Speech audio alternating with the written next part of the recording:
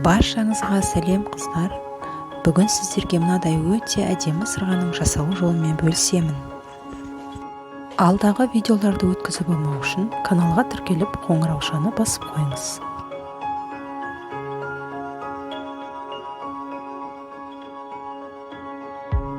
Ал бізге қажетті заттар: сырғаның негізгі бөлігі швенза,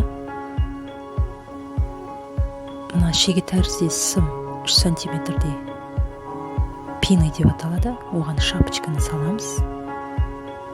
Онан кейін моншағымызды, кошачий глаз, ронтал деп аталады, моншақтардың ортасына қойылады. Кошачий глаз моншағымызды саламыз, шапочкамен жауып,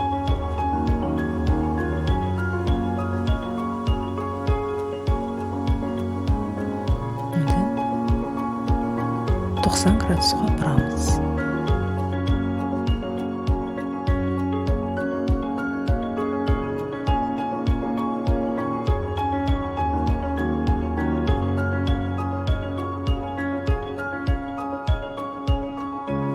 Өте ұқыпты етіп, асықпай, ілгіш тәріздес етіп жасаймыз.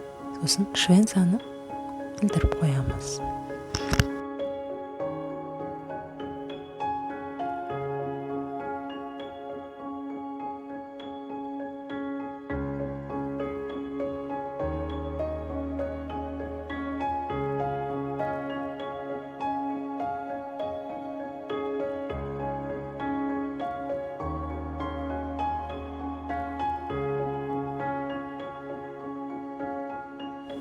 Ал мінекей сырғамыз дайын. Тез арада өте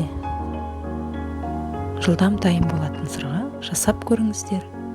Комментарийде қалай шыққанын бөлісіңіздер.